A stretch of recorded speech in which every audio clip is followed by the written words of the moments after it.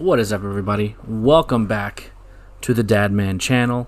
And as promised, this is going to be the last video in our Squall SeeD Mercenary series for Magic the Gathering Arena. Now, I'm not going to never post a arena video again. It's just probably not going to be with Squall.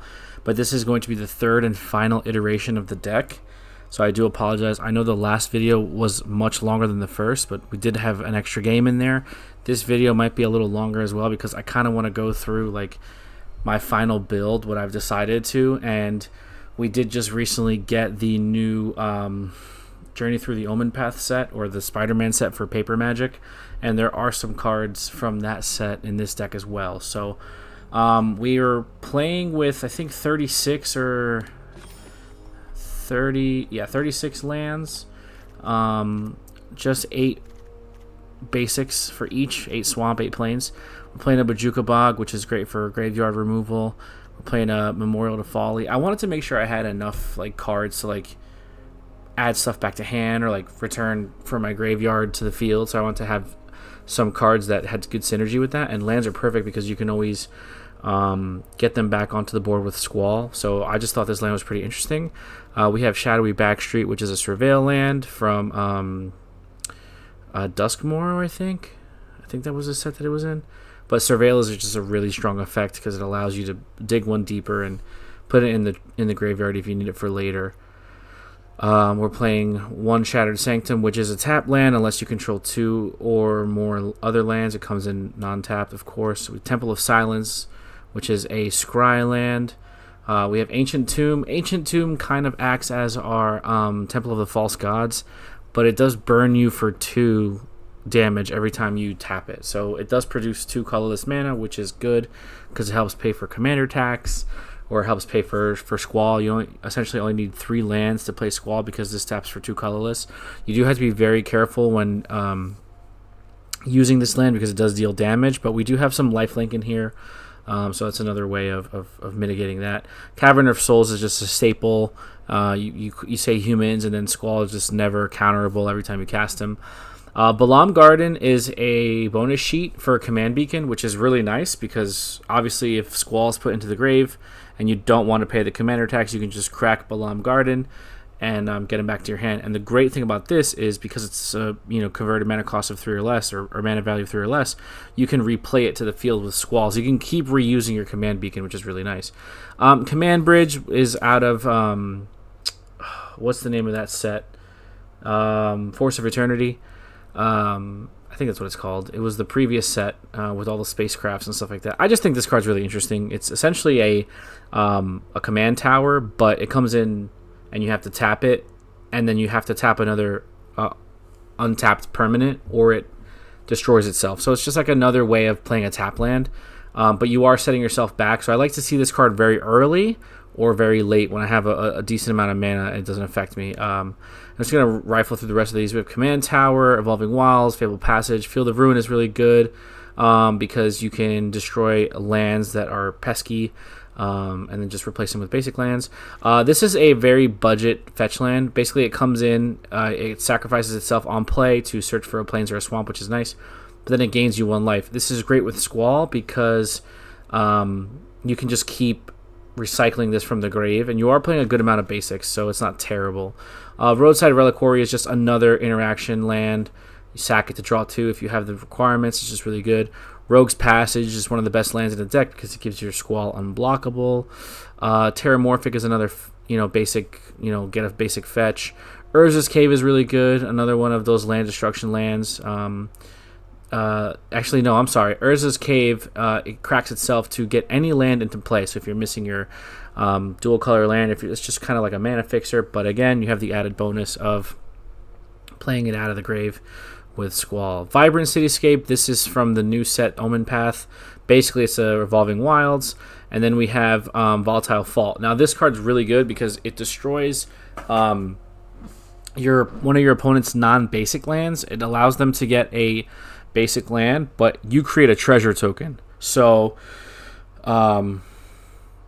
What's good about this is you're killing a problematic land and you're creating a treasure token, which is good because it's essentially a any color mana that you crack. But again, this is respawnable with Squall. So this is just my mana pool here.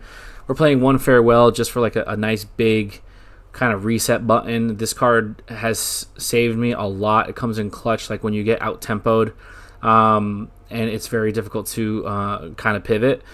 Squall does have a little bit of issues with decks that go super wide. Like you can mitigate like 3 creatures at a time, but once you get further than that, it is difficult to kind of pivot. And this is just really good. Like if you don't have enough setup and you want to just hit the reset button, you can just kind of really set your opponent back. So I do like one farewell, but I do try to keep my mana curve pretty low in this deck. We do have 2 other board wipes in Damnation and Day of Judgment. They essentially do the same thing. It's just essentially a board wipe, destroy all creatures, but Damnation has the added effect of they can't be regenerated if you're playing against that type of a deck. So we have that as well. And then, of course, we talked about this in the previous video, my favorite Magic card of all time, Luminous Broodmoth. This card's just so good. I mean, it just sits there and accrues value as you apply, presence to your board. It's another way of getting Squall back out of the graveyard too, because if he's on board and he gets dealt with, instead of putting him back in your command zone, you could let him hit the grave, and if Luminous Broodmoth is out, he'll come back with a flying counter, which gives him evasion, which is really nice because you need that. And there's a lot of other really insane combinations with Luminous Broodmoth and other cards in this deck that we'll get to. And then, of course, Dion, Bahamut's Dominant. I do have a good amount of Final Fantasy cards in this deck still. This card's just really good. It gives Squall evasion, as well as other knights you control, which is, of course, himself and the token he spits out. But it's also a flip into an icon or a summon or a GF, whatever you want to call it. And Bahamut is pretty good. You put counters on creatures for the first 2 chapters, and then you just kind of destroy anything when it leaves the field, and it just flips back to Dion on the front side. So it's a pretty good card in my opinion. And then our main curve here is 2 and 3 mana. So as you can see, we literally have the exact same amount of 2 and 3 mana sources. I'll start from the bottom and work my way up. For 3 mana, we have a lot of artifacts. We have Worn Power Stone, which is Magic Arena's version of Soul Ring. Really good card. And then we have a bunch of swords.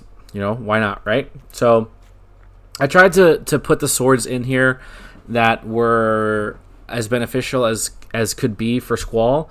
There's a bunch of different ones that you can play, but I just felt like these were the ones that I would benefit from the most. So we have Sword of Wealth and Power. It gives you protection from instants and sorceries. Every sword gives you +2/+2. Every sword is played for 3 mana, and every sword equips for 2. The really good thing about these swords is they do have combat triggers, like when your creature deals damage. And because Squall is a double striker, you're going to have those resolve twice. It's really nice. So essentially, this gives you protection from instants and sorceries. Now, protection means, of course, targeting effects. So it can't be targeted from instants and sorceries. It doesn't include like mass removal or anything like that. But essentially, whenever this creature deals combat damage, you create a treasure token, and then the next time you cast an instant or sorcery spell, you can copy it, and you can choose new targets. So it's really nice.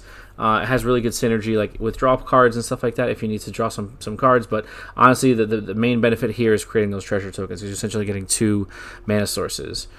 Sword of Once and Future. This is my favorite sword.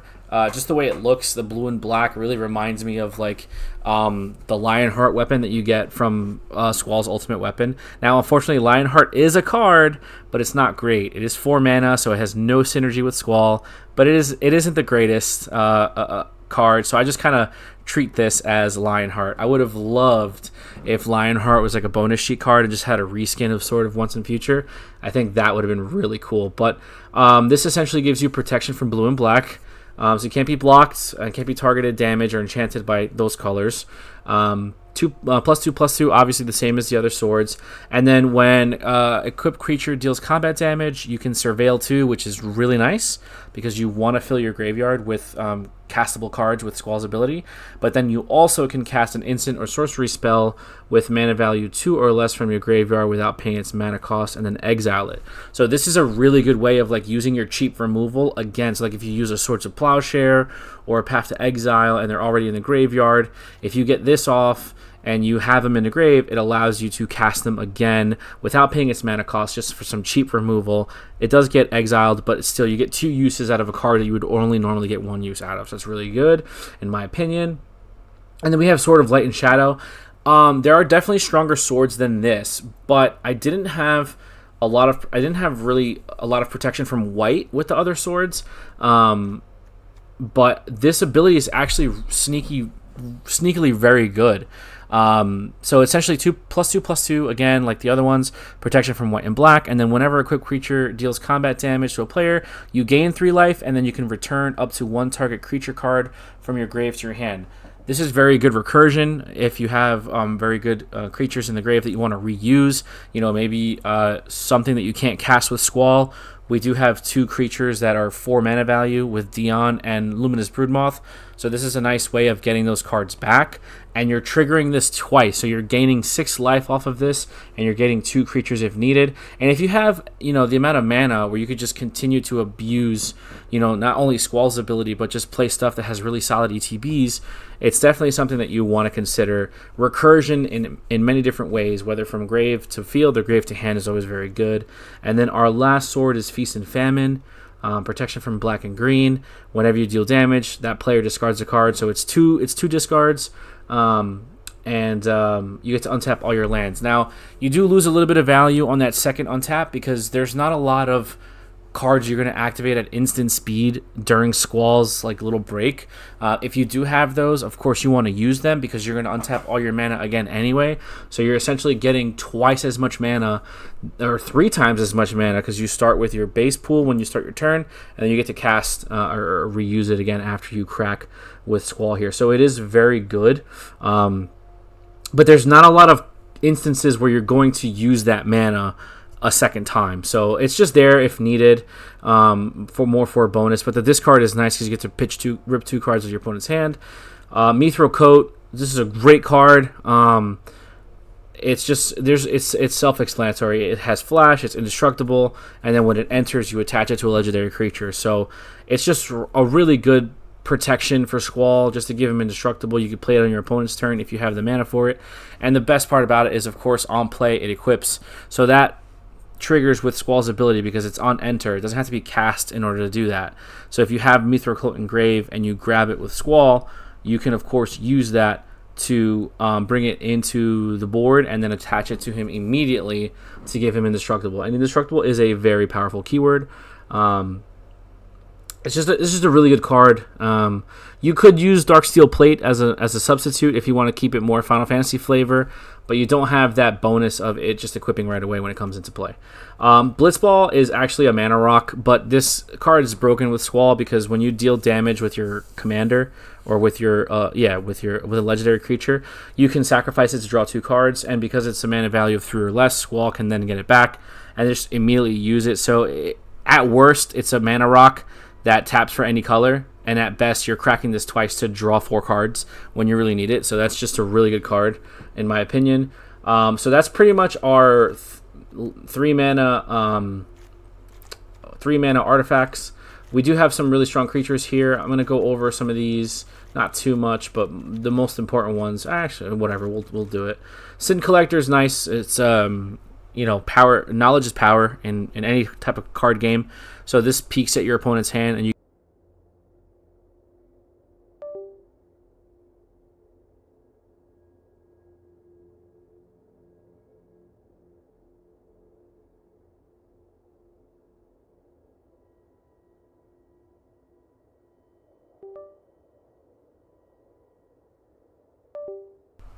It's one of those things where it just gives you that extra added bonus of not only disrupting their hand, but knowing what they have and trying to map out their plays.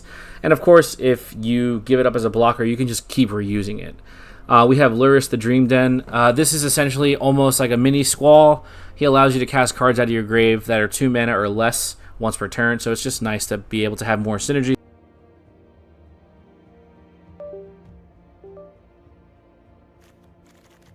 So a very good keyword in the game of Magic. We have Gift of Orzhova.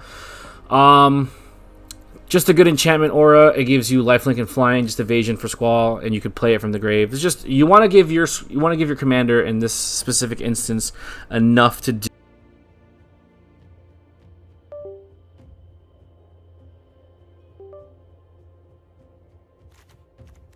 Make sure that if Squall is going to attack as your primary attacker, you give him evasion so he can crack all the time.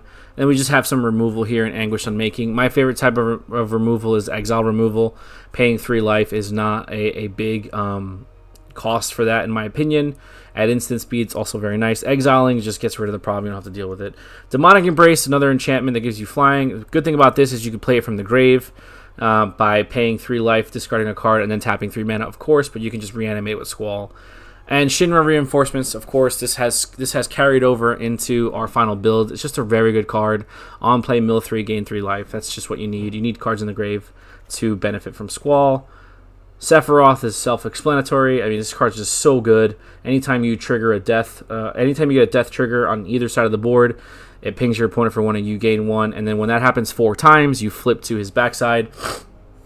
He's just such a good card. And you get the emblem too. So, like, there's times where you can get multiple emblems and it's just not a fun time for your opponent. And this is a newer card here, Rylix the Accursed.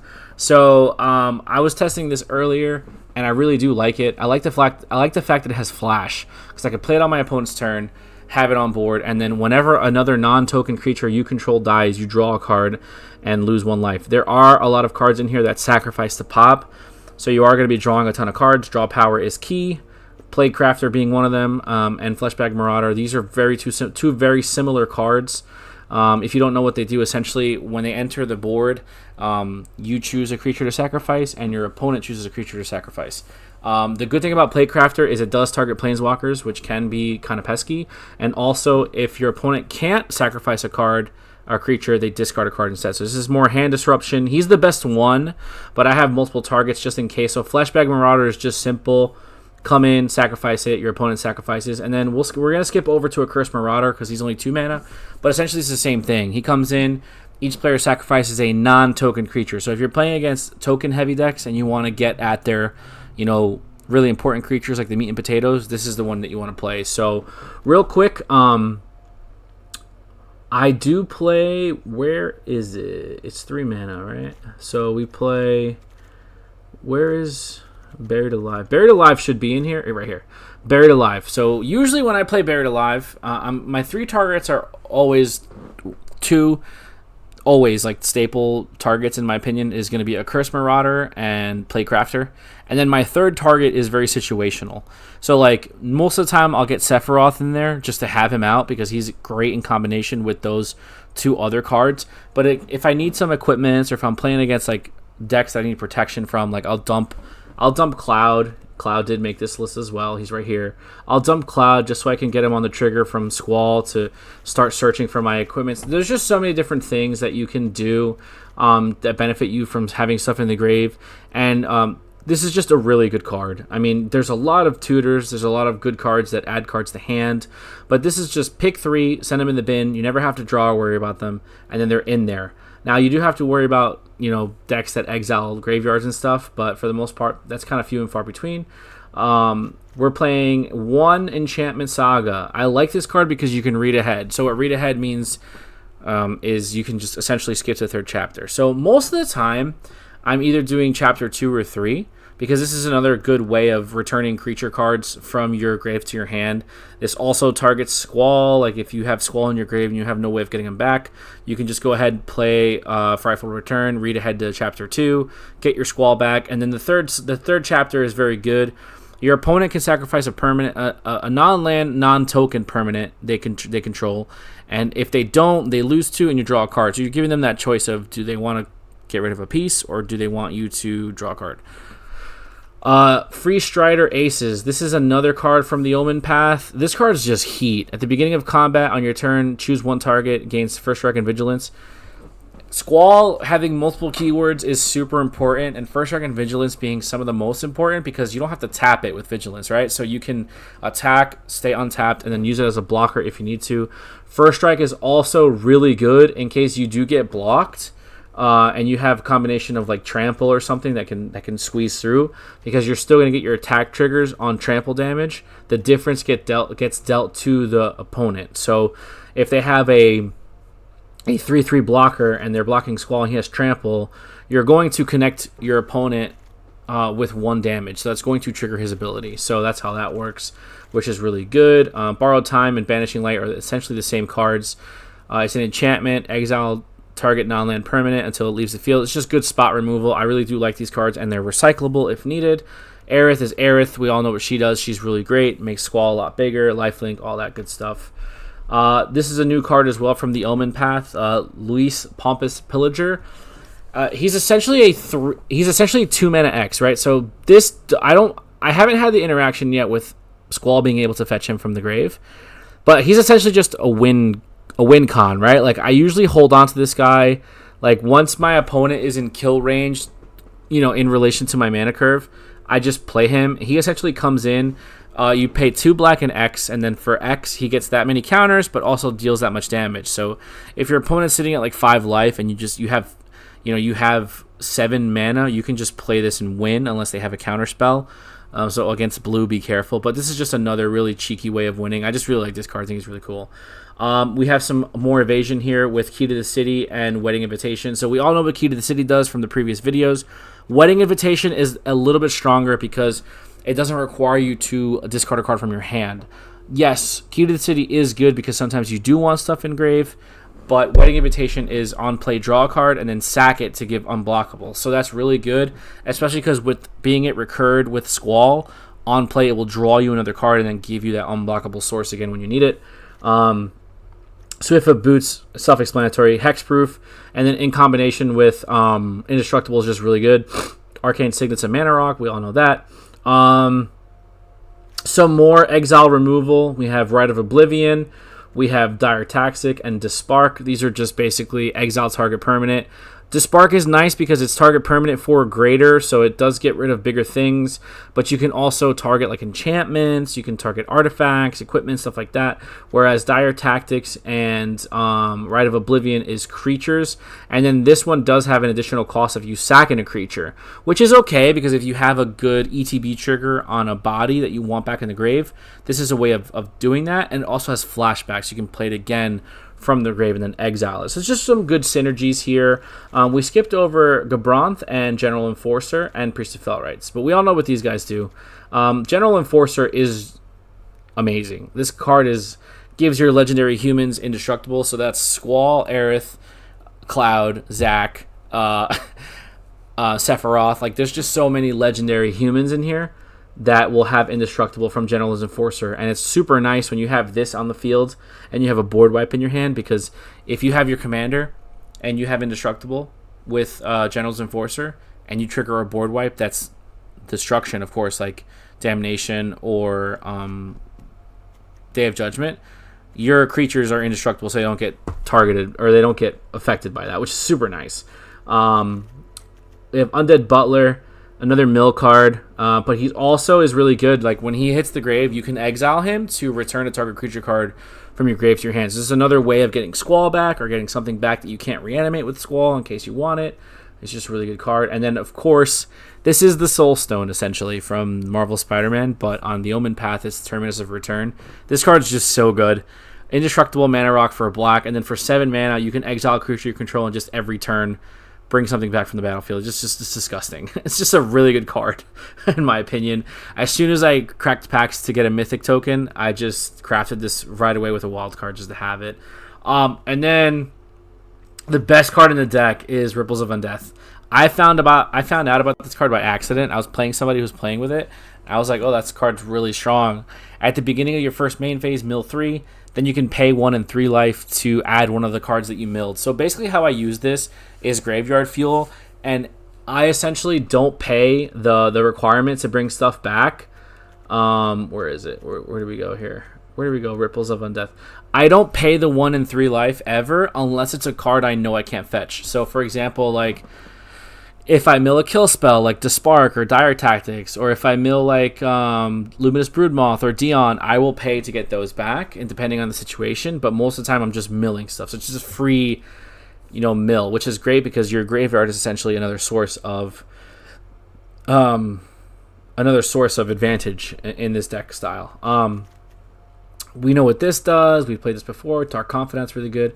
This is another Omenpath card. It's essentially Symbiosis. It gives you +1/+1 menace, but you can also cast it from the grave, which is nice. Casting it from the grave if you need to, and discarding a card, which is nice. Or you can play for free, but having menace is another form of evasion, in my opinion, because if your opponent doesn't have at least 2 creatures, you're getting through. So that's another thing we're looking at. Eerie Gravestone is also a new card from the Omenpath. This is another mill strategy on play, draw a card, and then you could sack it to mill 4 and then put a creature card. So it's similar to Undead Ripples of Undeath, but it's not a constant effect. But you can play it back out with Squall's attack trigger. Cloud we talked about. Westfold Rider is really good because it's enchantment and artifact hate. The only problem is it's sorcery speed, not instant speed, but instant speed would have been just super broken. Sheltered by Ghosts, this card's so good.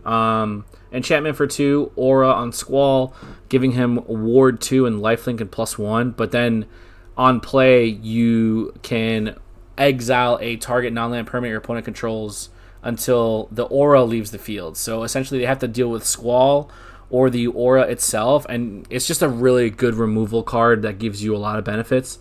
And then we have Dawnbringer Cleric. This is the only flex spot that I think. This is a card that I wouldn't miss if I took it out. But it is really good. It is enchantment hate. You do gain some life if you need to, and you can also exile cards from your opponent's grave if you need to in a pinch. But it's a 2-mana 1/4, so it is pretty defensive. But I essentially have it here for gaining life and destroying an enchantment, which is really nice. And then our 1-drops, we have Shadow Spear. This card's amazing. +1/+1 trample lifelink, and then for 1 mana, your opponent's permanents lose hexproof and indestructible. That comes up a lot more than you think. Dragonfire Blade is another really cool sword equipment. Now, this gives you hexproof from monocolored. So that means you can't be targeted by monocolored spells. So like Source of Plowshare, Path of Exile, anything like that. This is essentially like my red protection from red. Red has a lot of like burn spells or kill spells that target whether on instant speed or sorcery speed. So this is essentially like if I'm playing against a red deck, I'm going to search for this because it essentially gives me protection from like lightning bolts and shit like that. So this is why I play this card, and the artwork is just really cool too. This is a new one that I found by accident because I was just looking up swords. This card's super interesting to me. So we played Odin as an enchantment, but Odin is 6 mana, right? So this card is a 1 mana, or I should say 1 black equipment, gives you +2/+0 and Death Touch, one of the only keywords that I've never been able to give Squall. And then for 5 colorless and 3, so for 8 mana, until the end of the turn, this equipment gains whenever equipped creature deals combat damage to another player, that player loses the game, and you equip it for 2 black mana. So it's essentially like a Odin Light, but in the theme of equipments and stuff. And then being able to give Squall Death Touch is just really nice because there are instances where he has Vigilance and can be used as a blocker. And a Death Touch blocker is the best, right? So why not? And then Stitcher Supplier, this is the best 1-drop in the deck. You want to open this as much as you can. On play mill 3, when it's killed mill 3, it speeds up your milling. Reanimate's really good. Just bring something back from the grave to the battlefield and you take damage equal to its mana value. That's fine. Bring it back with Squall, no problem.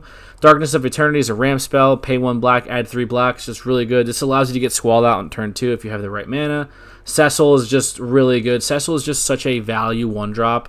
A 2/3 Death Touch. You don't even have to swing with him. Just let him sit there and just use him sporadically if you need to. If you need to poke or whatnot. But then when he flips over to his backside, he's also really good too. Zac, of course, offers protection. Source of Plowshares, spot removal, exile again. Sigarda's Aid is another card I added. It's a 1-drop enchantment, so it's super cheap. But then auras and equipments, you can play them as if they had flash, which essentially makes all of your swords and all of your auras playable on your opponent's turn, so you have full mana value on your turn, and it attaches it as soon as it comes into play. So it's just a really good card. I like this card a lot. And then we have Restoration Magic and Path to Exile to finish it off. So I know this was a little bit long-winded. I'm going to get into some games for sure, but I hope you guys like this deck, and I hope you enjoyed the gameplay. I also want to add this very important caveat. A lot of these cards are very expensive cards in paper Magic. Arena is a very good tool because it allows you to craft cards with wild cards. And for the longest time, I didn't even know what those were. And I just had a boatload of wild cards available to me when I started playing. After many, many months of not playing, I just had, a stock of it. So I was able to craft a lot of these mythics and rares and stuff like that. And as you can see up here, I only have 2 rare wild cards, 30 commons, and 8 uncommons. So again, I stress by saying, like, I'm pretty sure this is not a budget deck. Like, I'm pretty sure Shadow Spear is like a $40 card. So already to me, it's not a budget deck. But this is how I like to play it on Arena. This is not a deck that I would have card for card in real life because I'm more of a budget player in paper. But when you're using digital currency that you don't have to pay for, why not? So let's get into some games. Let's take Squall into the queue and see how we do. Now that we have our finalized builds, I usually like rule of thumb opening with 3 lands at least, so we're gonna just immediately snap keep that. And we're on the draw too. So okay, we have a turn 1 with Zach, but I don't have an untapped mana turn 1.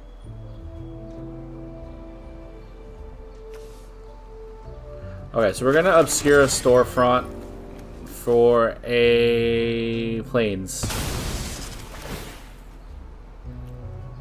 On play, sacrifice it to search for a plains or a swamp, and then gain 1 life. Pretty good, pretty decent, pretty cheap, you know, quote unquote fetch land. That's fine. It deals X damage to each opponent, and you gain X life, where X is the number of creatures you control with 2 or less power. So we don't have to get rid of her just yet. We are going to go ahead and play Temple of Silence so we could scry 1. I'm going to keep that at the top. And then we are going to go ahead and play Zach.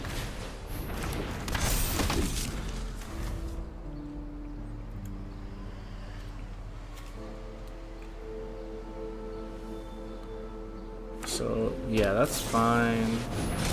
Okay, so Mithril Coat makes it indestructible. Do I want to block? Yeah, I'll block. It's fine. This comes in untapped.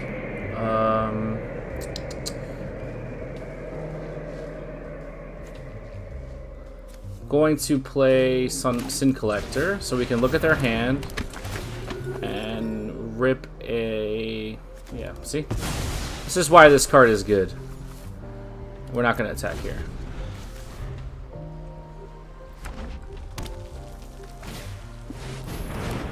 Okay, so this is the guy who, when you okay, so I know exactly what he's doing. Okay. Do I want to block here? Yeah, I'll block with Zach. Alright, now this is Shadowy Backstreet. This is Surveil 1. Yeah, we're going to put that in the bin, or in the grave, rather. 3 mana. Yes. Alright, so we're going to put Plague Crafter, Sephiroth, and where is a Curse Marauder? Curse Marauder in the grave. And we're going to pass.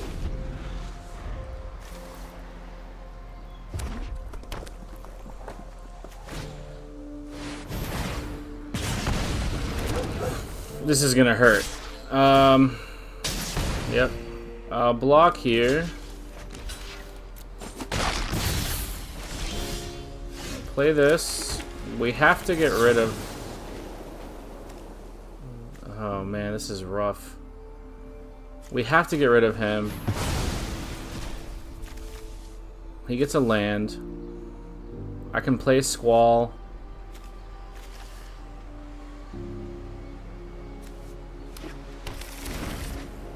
Should get... Oh, this is much better though.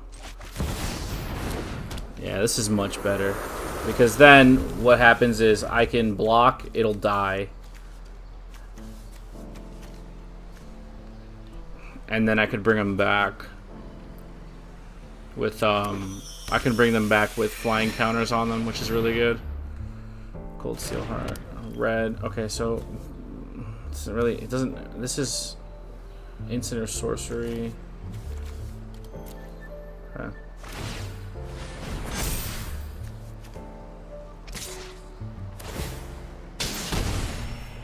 Yikes. Two. So yeah, we're just gonna do it.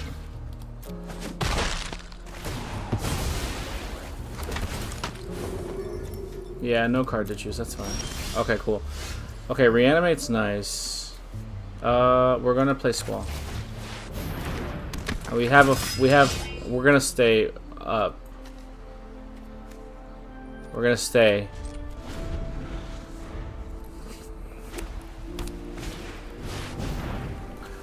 Affinity for slivers. So we just have to be very cautious on how we do things here. Becomes a god. It's gonna deal me 3 damage on swing. That's fine. I want Squall to die here, so I can bring him back with a flying counter. Oh, I can't do math. So yeah, I can't do math. That's my bad. Alright, so are these white? Okay. There's a couple things we could do. So we have enough mana to equip our sword. We're gonna get protection from white, so the dogs can't attack. The dogs can't block. And we just have to start doing stuff here. Sephiroth. Sephiroth's gonna kill Zach. Zach's gonna come back with a flying counter. Oh no. That was not right.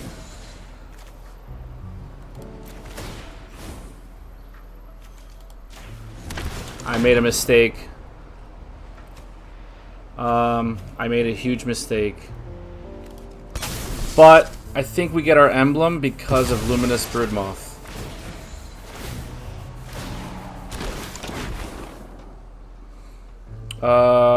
Yeah.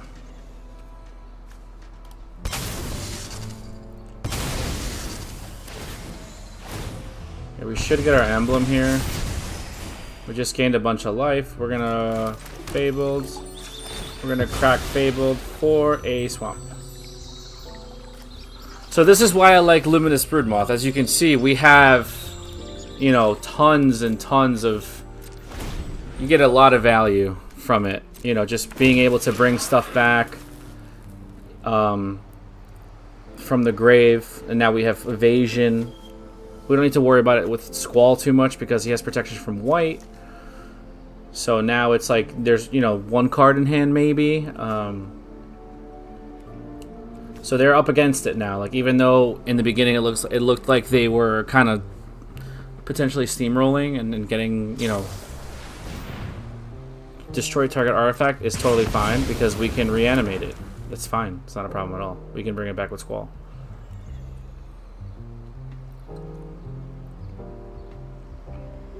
We have protection here.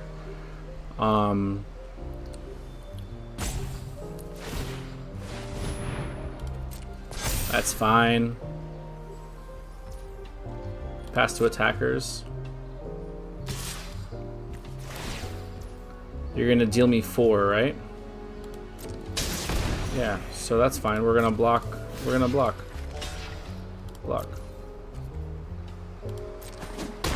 He doesn't come back. I get the Sephiroth trigger. Which is totally fine. Okay, now. We're gonna Accursed Marauder here. It's gonna force them to sacrifice Arabella because it's non-token creatures. Okay. 2 triggers. Broodmoth's gonna come out. I'm actually going to sacrifice Squall on this one so I can get the Luminous Broodmoth trigger to have him come back with a flying counter. And then what we're going to do is we're going to play our Arcane Signet. And I think we're gonna borrow time and take the mithril coat, and then we're gonna stay like this. These are double strike haste. Okay, so that's 1, 2, 2, 4, 6, 8. But we have blockers. That's fine. We'll figure this out. We can figure this out. We can definitely figure this out. We just have to... The fact that there's no hand advantage here is what's hurting our opponent. They have a good amount of mana. They don't really have a lot to do with it. That's fine. It's gonna deal me 2, 4, 6, 8, 9, 10, 12. Okay, cool. So there's a couple things we could do here.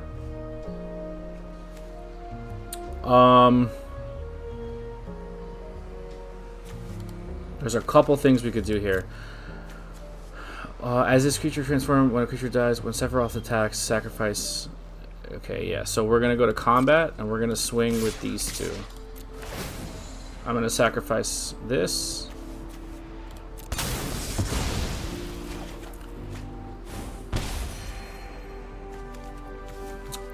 Blockers, no blockers, damage.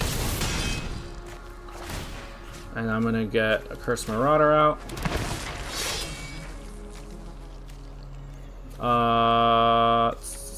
So I have to kill something.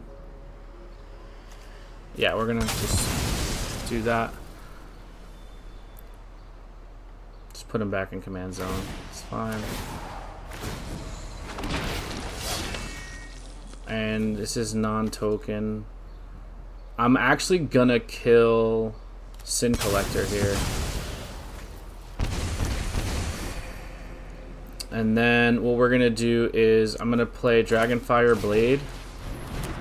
I'm gonna equip it to Squall to give him protection, to give him hexproof from monocolored. And then this is 2, 4, 6, 8. We should be okay. We do have a blocker. I could reanimate. Actually, what I'm gonna do, just to get rid of some stuff, I'm gonna reanimate Plaguecrafter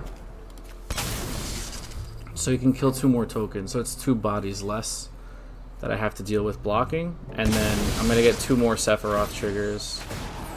4 more Sephiroth triggers.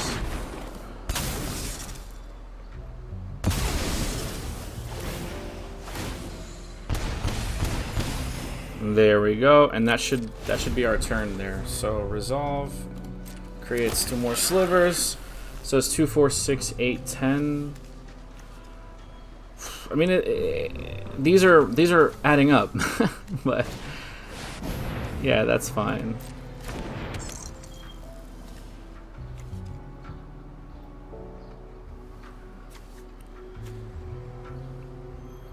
Is it 7 though, for real? That's wild.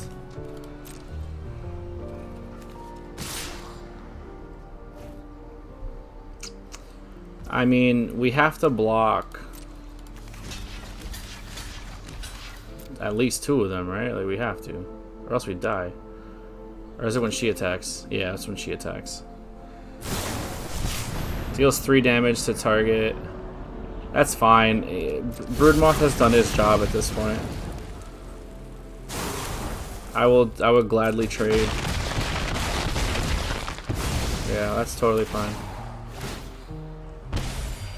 2 more Sephiroth triggers. Yeah, that's fine. Okay. All right. So there's a couple things we could do here now. I'm gonna play Cloud. I'm gonna search for. What am I gonna search for?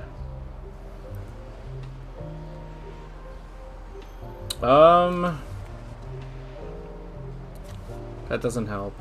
This helps. Shadow Spear helps. So we're gonna do Shadow Spear. We're gonna equip Shadow Spear. Perfect. We're gonna enter combat. We're gonna go Sephiroth. We're gonna go here. Yeah, GG. He's already calling for it, but We might as well try and finish it off here. Non-token. Non-token. Trigger this. Sephiroth trigger twice. Yeah, once you get Sephiroth, like, even if he were to leave, right? Like, even if I were to kill him, the emblem still stays. So, you still get that effect, and you're essentially doubling it up every time because it's one creature on your side and one creature on your opponent's side, so it counts as two. So one Playcrafter or one Fleshbag or one Accursed Marauder with a Sephiroth on board is going to trigger enough for him to flip. I need to see, but 3 lands is great. He's unblockable. He's not unblockable. He's indestructible. I'm gonna keep. He sucks. He sucks because I don't like decks that their strategy is like to play with your own cards. So there's him, and there's another guy. He's like a rogue, I think, lizard. He's red black. Basically, what he does is like he exiles cards from your deck, from your library, and then plays them himself. It's kind of annoying. So we just have to navigate through the treacherous waters here. Try to build up as much as we can. I don't have a turn 1. I have a turn 2, but it's not a good one. I'd rather just kind of fix my mana here, especially because he didn't play a creature turn 1. So we're in decent shape. So we already have 2 swamps, so we're gonna get another plains here. And then next turn, we'll land for turn, play Cloud. Probably get Swiftfoot Boots, I would think, because Haste and Hexproof is really good. We have to make sure that we keep blockers. It's just tricky playing against something like this because they're essentially using your cards. They're using your cards to like fight you, which is crazy. We're gonna get Swiftfoot Boots, and I'm gonna end there. And now next turn, like, do I want to use him as a blocker? I think I do, because next turn we'll have 4 mana, which is enough to cast Squall. But if we dark Ritual. So how much is this? This is 3. This is 7 mana. So 1, 2, 3, 4, 3, 6. So we don't have enough yet. And now this guy's out. This guy's annoying. So face down creatures you control. Yeah, I'm not gonna block. No blocks. Pass. Whenever it has a utility come down, top, cloak the top of what? Cloak. Oh, okay, it makes it. Okay, got you. Fabled is nice.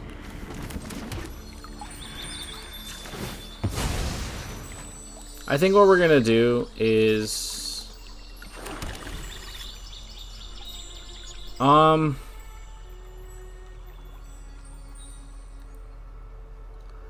could I get him back if he's dealt with?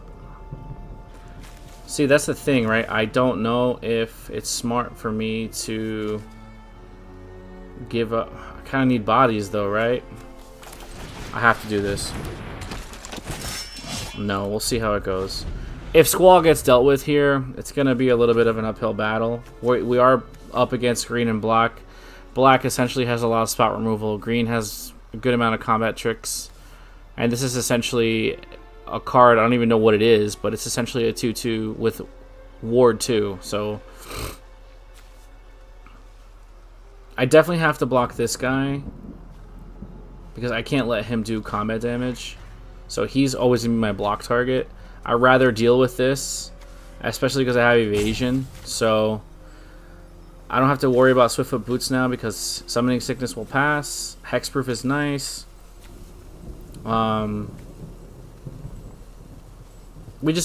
we also have wedding invitation. We have a couple things that we could do. We just have to see what the opponent wants to do here, and he's taking a lot of time deciding it. So I hope it's nothing like an away from keyboard situation, because this is a good challenge. Like a deck like this is very challenging to navigate through, and it makes sequencing very important. So I like playing against these types of decks because it makes me think a little bit better, or harder, I should say. But it looks like he might be AFK because that's already 2 timer ticks. So this might not have the greatest ending. You know, I hate winning like that. Like when your opponent just goes, oh, okay, cool. So they're still there. It might have been like a disconnect situation. It happens to me a couple times where if I lose a stable like internet connection, like it'll kick me out of the game, and then I'll have to loop back in.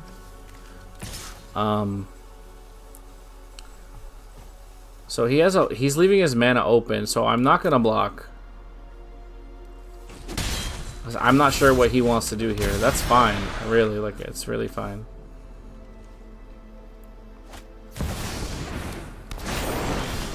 What is this?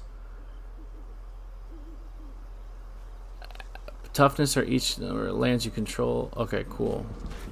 All right. Well, this is good. Protection against green and black. Black, green, green, green, green. Okay, that's actually really good. So swamp for turn. I'm gonna play this.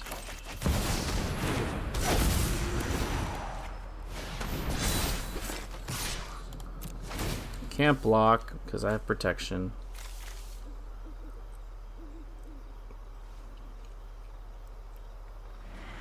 These are green. This is black. This is black. So you can't block. Yeah, I don't know what you're thinking. Like, I don't know what the thought process is here. I'm gonna make him discard 2 cards and untap my lands twice. How is that? This is a green card. I'm so confused. How did that happen? Protection from black, protection from green. This is green. I'm so confused. I mean, I think we lose now.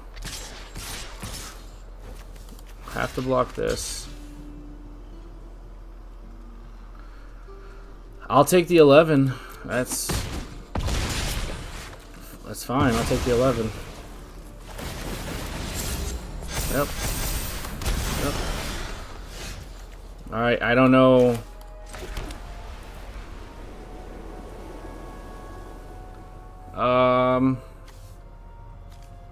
I guess these aren't green.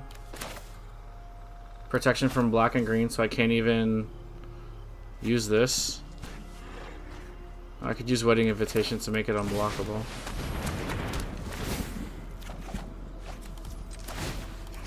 But yeah, I don't win here. There's no way. There's no way I win here.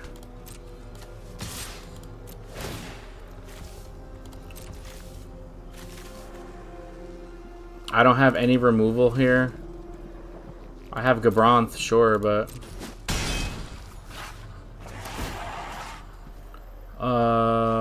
yeah.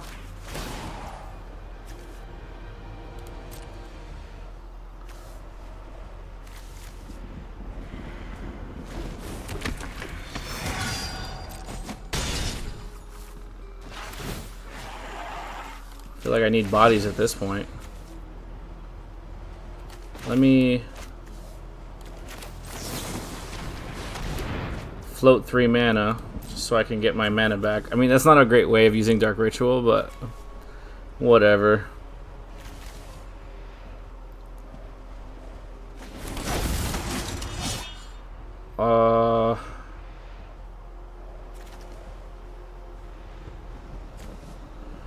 Yeah, give me this. It's a good card. I'll keep it open. I'll keep it open for so yeah.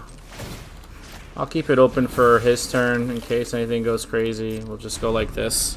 But, I mean, this is 2 blocks. I mean, I could block his really huge dude and his commander. And see how much damage I take. This guy has trample, which is not great. Okay, target creature you control gets +1/+1. Okay.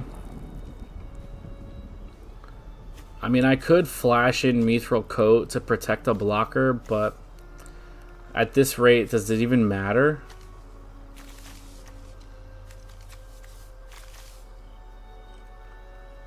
I need to get to 8. I need to not die here and then get to 8 power.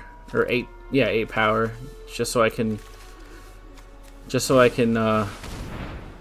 enchant creature can't be blocked. Ugh. That sucks. Okay. That sucks. That's only 4 damage, but that sucks. Ward 1 is fine. That sucks. Death Touch is fine.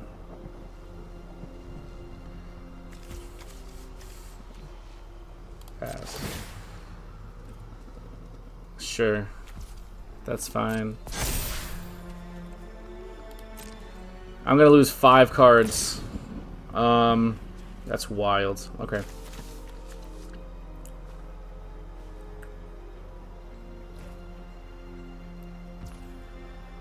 He's only attacking with 1 creature?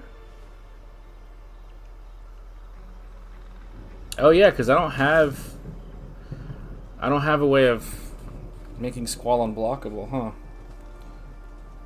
Well, what I could do is I can take off swords to put on Gift of Orzhova, and then yeah, it does it twice. Why does it do it twice?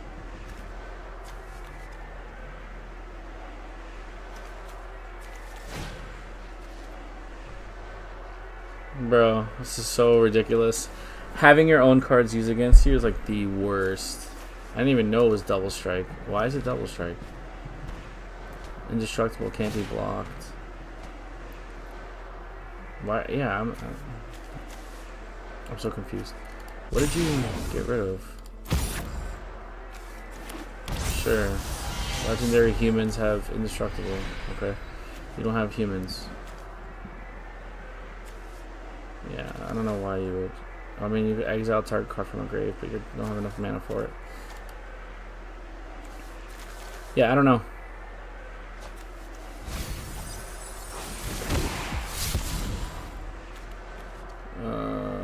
It connives. Oh, that's what it was triggering. Connive. Okay, cool. So connive is discard 1 plus +1/+1. Right, yeah. Now, it's indestructible. Ward 1 that's targeting float mana for what? Float mana for what? 2 mana. Why? How do these guys tap? Oh, because of this guy. So 1, 2, 3, 4, 5. Delirium. Okay. Can we get there? Let's see. Play land.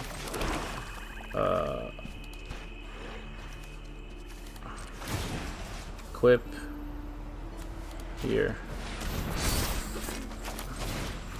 Here.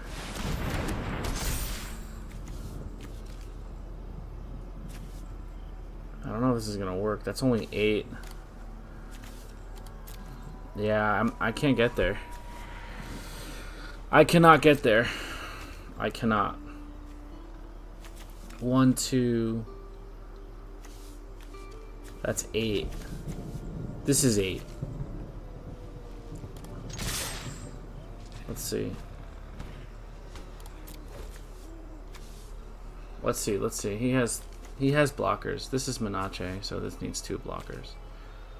So you just give these 2 guys up. He's evasive, and then Cloud dies. So I'm wondering, like,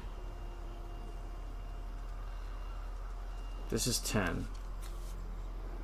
There's no trigger I would be able to do.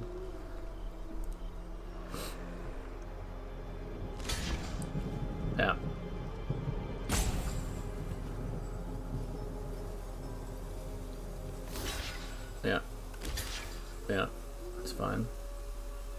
That's all fine.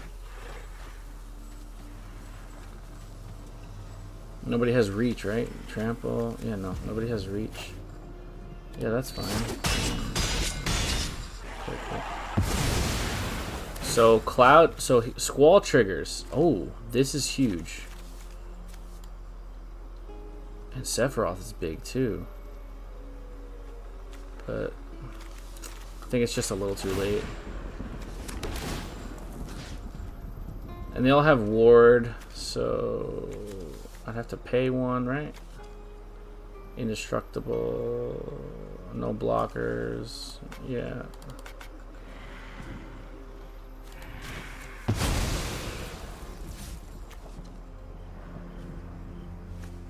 Why did it only allow me to get that? I'm so confused. I'm just curious now for mechanic purposes. If I equip, it does fall off. Okay, yeah, I figured it would. GG. Yeah, I have nothing. So I'm just gonna go ahead and scoop. Yeah, I'm gonna have to mulligan here. This is a much better opening hand. We got some tools. This is a colorless deck, so our swords aren't really gonna do too much. We don't have a turn 1, so we're gonna go ahead and play a swamp and pass. Ultima is interesting because it essentially gives blight to the land, which is very thematic for Final Fantasy 16 if you guys have played that game. Basically, when Ultima attacks, it puts a blight counter on a land, so it makes it not have a skill, essentially. This is 3-4. I could get Squall out right now, but I don't have a grave. So we're not doing that. We're just going to pass. I have to be kind of proactive here. Turns today, that's fine. Command tower's perfect. We're gonna read ahead. We're gonna read ahead. Force them to sacrifice this, otherwise they lose 2 life and I draw a card, which is I rather than let me draw. Perfect. So now we have a turn. Perfect. So we're doing good here. We're doing good. So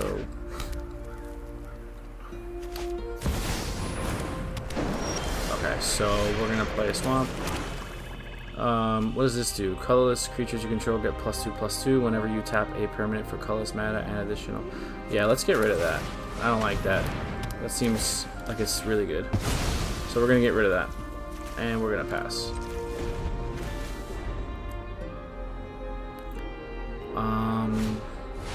Okay, so the longer we prolong getting our commander out, Stitcher Supplier is good. He's a flyer, though.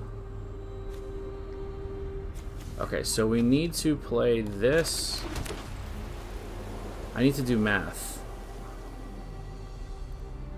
This is 1, 2, 3, 4, 5 mana. This would be -1, 4. This would be 7 mana, which is enough, but I don't have a way for him to attack. I don't have... So he'll make command tower, I think.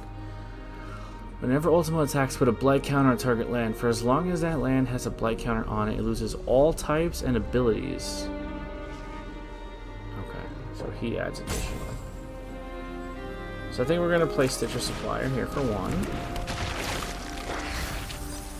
Very nice. Get a couple more cards in the grave. We're definitely going to play Buried Alive here. And we're going to put Playcrafter and a Cursed Marauder, as well as Sephiroth in the graveyard. And that should be our turn there. Can't block because he's a flyer, which is fine.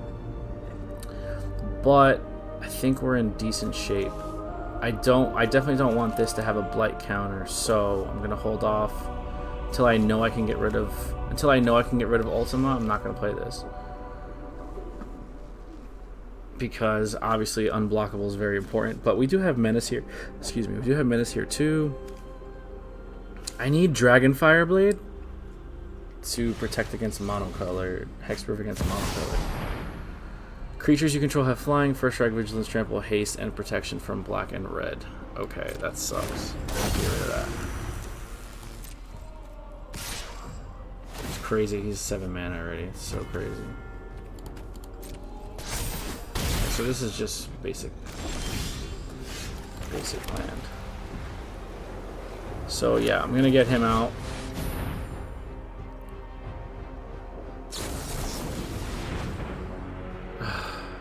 Okay, this is gonna be tough. Yeah, this is gonna be tough because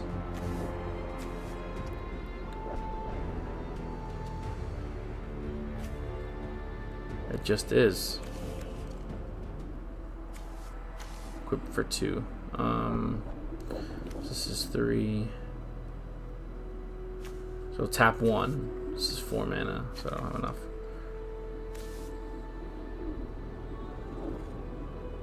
Yeah, I'm just gonna do this. Next turn, we'll have to do this differently here. I'll have to.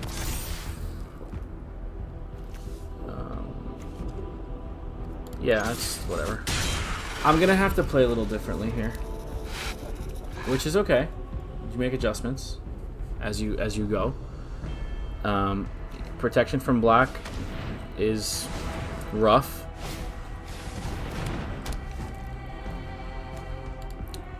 But I think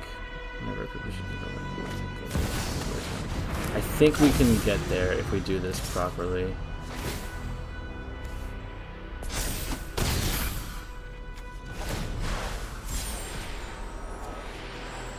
I have to see like this is gonna work the way I want it to. I'm probably gonna have to burn my Dark Ritual here.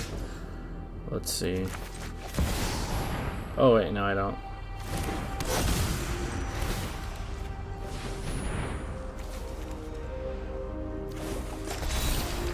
Protection from black.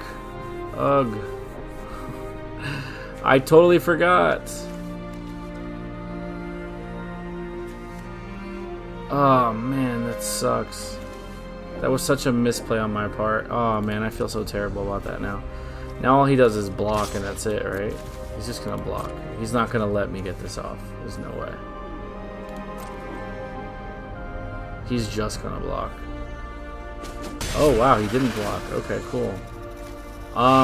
Yeah, give me Playcrafter back. That's crazy that you let that go through. Yeah.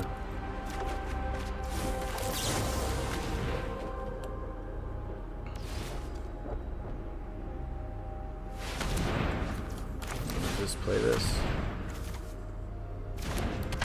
Add commander tax if this goes through. Yeah, I'll kill Stitcher so I can mill. Stitcher dies, I mill 3 more. Beautiful. And we end here. It sucks that I don't lose the blight counters, but he doesn't have enough mana. So he has 5, 6. Okay, that's fair. He has every freaking keyword. Oh my god, that's crazy. Spells you control can't be countered. Oh, legendary rule? Yeah. That wasn't smart.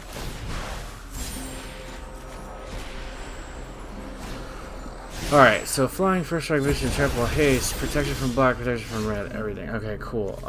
So he has flying. So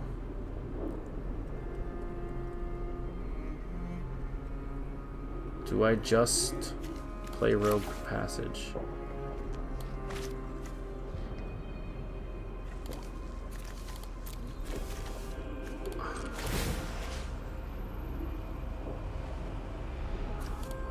I need him to get through though.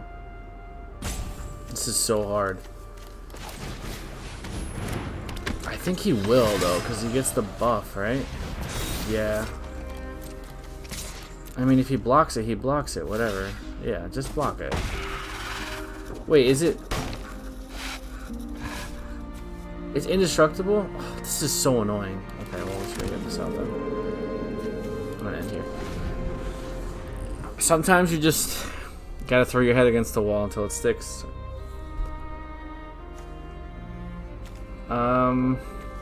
First strike. Okay, I should have known better. Remove a charge counter. Artifact enters, drop the card from the key, spell book, discard card.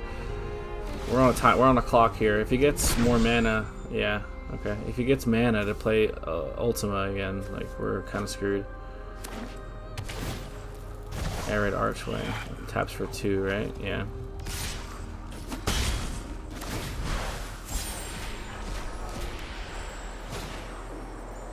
Pay 2 life, adding mana. Toxic. I hate toxic. All right, so indestructible, right? Oh, protection from black. Okay, so they're not indestructible. Okay, so alright, we're going to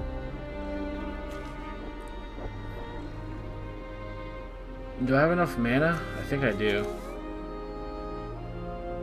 No, I don't. I can only make him unblockable. Play Squall. No.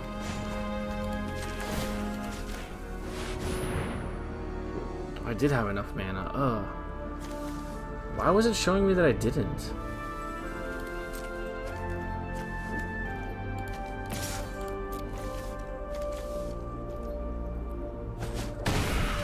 I gotta get a Curse Marauder back. 100%. Take action. Play this.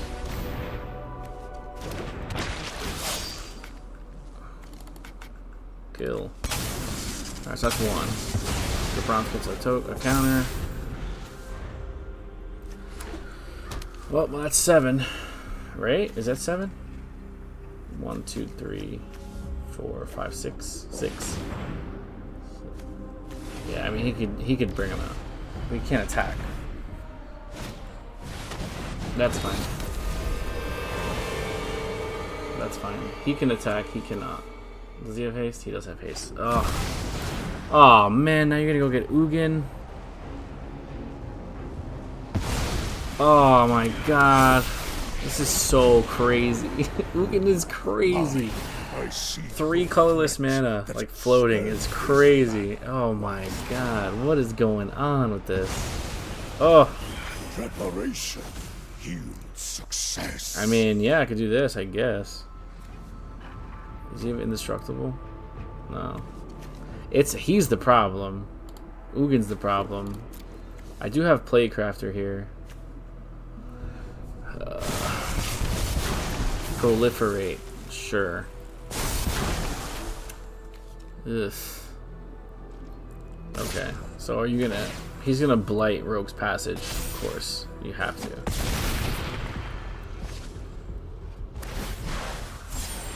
How do I do this? This is rough. This is so rough. I don't see a way out of this. Oh, even worse. Oh my god. How did he do that again? When you cast a spell. Whenever you cast a colorless spell. Yeah, that's crazy. Well, let's put Juka Bog and get rid of his grave. And let's do this and blow up his board. I really can't do much. Add more commander attacks. I have 3 mana, so I have nothing else to play. This is tough because then, you know what? If I keep... Add 3 mana. Whenever you cast a colorless spell, exile up to 1 target permanent. That's 1 or more colors. Yeah, this is tough. This is going to be tough. This is going to be so tough.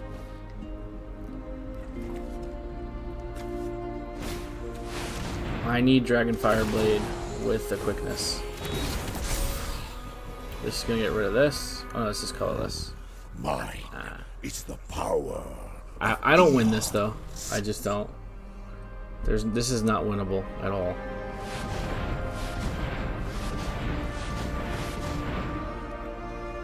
$16, 17 floating mana. Whoa. Manifest 2 cards from their hands for each card manifested. Resources are yours.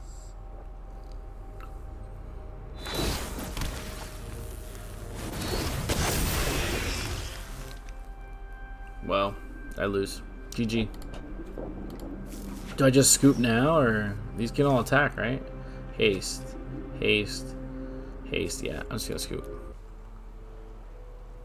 I'm gonna keep this hand just because of ripples. Okay. You have to be super careful when you. I have to get black out. You have to be super careful when you know, attach certain auras or, you know, enchantments, because it's gonna fall right off, and it's just like you're just wasting mana at that point. Fabled is good, but we're gonna roadside first. Put this here. You guys get to see this card in action now. Defender. Is this mono white? White green. Okay, I'll make a shot. Yeah, we're good. We're good there. We're gonna go with Terramorphic. We're gonna play Key to the City, and then we're gonna tap this for a Plains, and then we're gonna pass. Next turn, we will go Fabled to grab another Plains, because this is 4 mana. We'll get that out. Oh, actually, we're in really good shape here. Oh, I am gonna auto pay though for this. Perfect. I'm gonna go for Plains. I'm just gonna play 1 Power Stone. Pass. So we're a decent start. I mean, talk about getting mana screwed. No green mana for Garnet to come out. Man, that's rough. I'm gonna auto pay for Path. Play this land. We're gonna Broodmoth. And we're going to I'm gonna pass. Is this instant speed? Man, no greens. That's crazy. 6 mana and none of them green. That's wild. Okay. This is good. Nope. I don't have mana to play. We could get him out safely. That's fine. We are going to put this into play. And can I equip this? No. Cancel. I'm going to leave that like that. I'm gonna leave one open, just because. Oh, I'm gonna tap this for Shadow Spear. I'll leave a white open, and then we're gonna go to combat. We're gonna swing Luminous Broodmoth, double strike, so 6 damage. 1, 2, and then we'll pass there. So we're in really good shape, unless something crazy happens. Yay! Finally, he got his green. She's not doing anything right now, so I'll leave her. No, I don't need any of that. So, okay, so we have that, we have that. Let's go Key to the City to make him unblockable, and we're gonna pitch my man here. And then we're going to equip this for some lifelink, and equip this for some hexproof monocolor. We're gonna go to combat, and we're gonna do 12 damage, unblockable. We're gonna get our Sin Collector, just so we can peek at the hand, see what they got. Oh, they have Knights of the Round. Okay. That's good to know. Second instance of damage. So many good cards down here.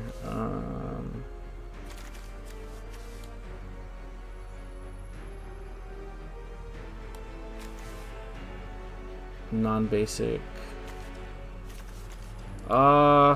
This is tough.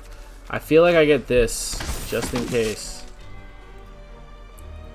And we end here. GG, you're scooping. Oh, you're playing Knights of the Round. That's fine.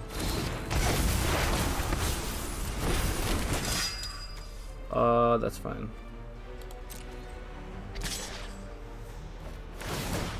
Whenever one or more. Okay. And then Garnet removes the lore counter, right? Yeah, that's what I thought. Okay. Should I block? I'll block.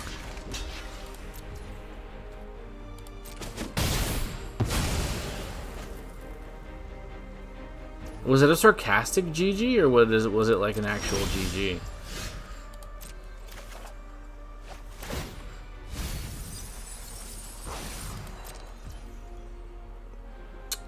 I don't have enough mana to activate. Oh, this is 4, right? 1, 2, 3, 4, 5. I do. So I'm gonna pay 1, trigger, make him indestructible. I'm gonna Day of Judgment just because you guys see how this works. Because he's indestructible, obviously my board is fine. I'm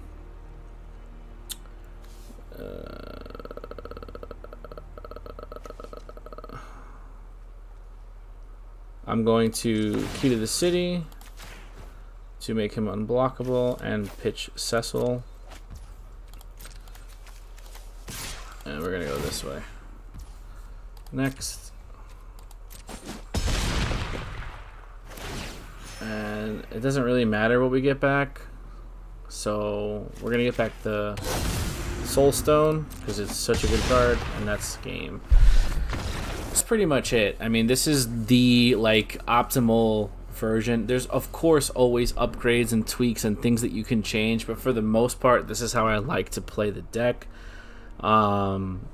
Obviously you guys didn't get to see everything, but for the most part you saw the main strategy. I guess you can essentially call it a Voltron deck. It is just get Squall out, give him protection, give him, you know, swords and stuff, and buff his abilities so he can do what he has to do. Also, Brawl is a little different from Commander. It is a one-on-one format. It's only 25 life. You know, Commander is a little bit different. If you're playing a multiple player pod with 40 life, it does take a little bit longer. But for the most part, Squall has been good on paper as well as in Arena. So with that being said, we're going to get on out of here. Thank you guys so much for all your support, watching the videos, liking, subscribing, commenting.